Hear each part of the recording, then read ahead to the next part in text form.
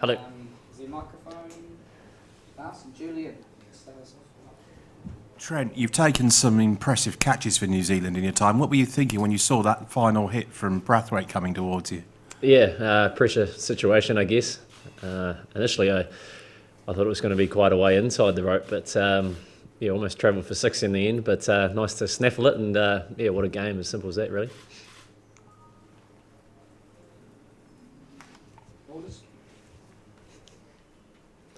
Trent, perhaps just take us through the bowling performance and I guess the ebb and flow of that innings, because Brathwaite, I mean, it's pretty extraordinary stuff, but just how did you approach it, particularly towards the end, with some pretty tough times in the death bowling? Yeah, well, to push to the start first, I reckon, came out and put a bit of pressure on them. Nice to get a couple of wickets early. It's always our focus, really. But the way Chris batted, he's done it many times, and a couple of drop catches which were disappointing. But they were coming at us there for a stage. So it was great to see the bowlers come back in those middle periods and pull it back a little bit. And I thought we were in obviously a very good position. But for Carlos to come out and do that as cleanly as he did, pure hitting. It was.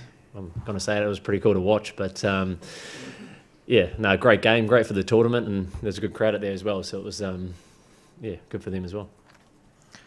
Trent at 245 for 9.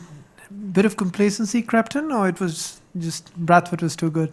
I think the death bowling is always a challenge. It's quite hard when you got someone hitting it as cleanly as he was there. I don't think there's any complacency. I think there's a lot of credit due to Carlos.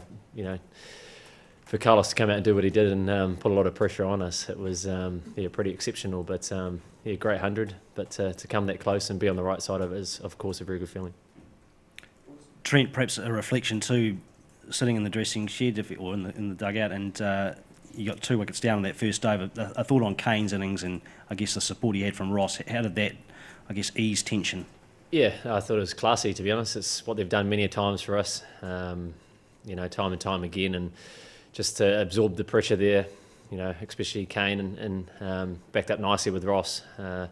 Kane got the rewards in terms of a big innings under his belt, but it was big for us to set that platform, get us that chance to push to a good score. I think the wicket probably wasn't as good as what we thought it was going to be, but 290 was pretty positive total in our opinion. So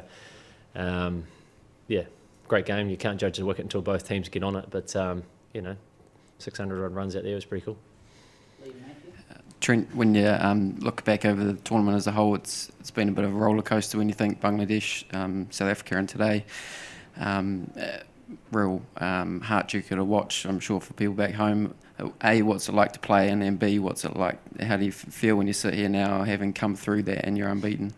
Yeah, no, it's been special, to be honest. It's been a bit of an emotional roller coaster sitting there with the pads on at times, and then being under the pump there with the ball. It's what it's all about. It's awesome to be a part of it, and I'm sure there'll be a lot of proud Kiwis back home diving into their poached eggs, watching a result like that, and be pretty proud. So nice to be on the right side of it, of course, but it's nice to be put under pressure like that with both facets of the game there, and I'm sure that will give us a little bit of confidence moving hopefully deeper into the tournament.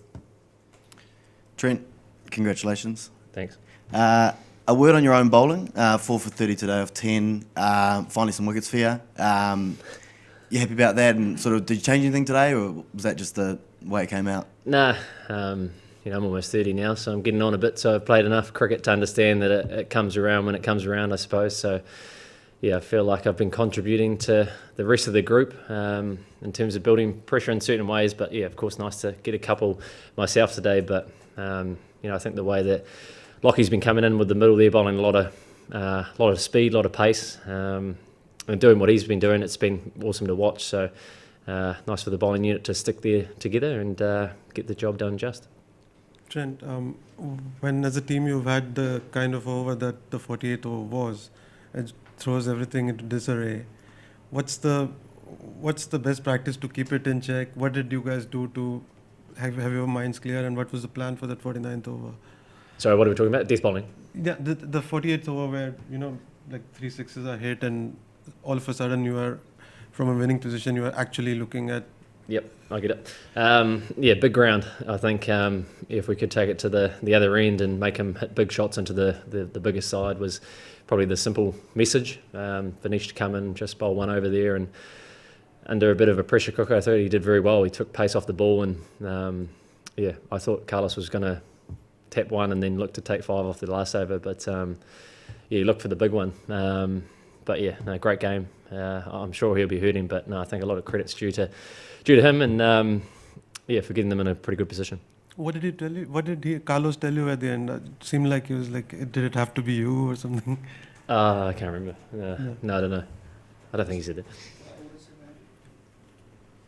Yeah, more along the same lines actually, Trent, just the fact you had that almost leadership group there and those final throws, just are you able to divulge anything that you mentioned there at stage, what advice you were giving each other? And I guess with yeah, hey, I think in these tournaments you're obviously doing a lot of talking, a lot of ideas are being bounced around, and you know, guys that play at certain grounds and have different ideas, of course. So yeah, in my opinion, it's nice to keep it very clear and practice what you preach in terms of what you've been training. And you know, I think Matt's been training Yorkers very well, and he looked to go into the wicket there a little bit more. So you just bounce ideas around like that. But yeah, I think the clearer you are, it seems to be a little bit easier. And I think Nish was very clear, and he got the result done. And yeah, that was good. Who was going to bowl the last over if it went to the 50th? I don't know. It wasn't me. That's all I know. Anything else? Set to finish off.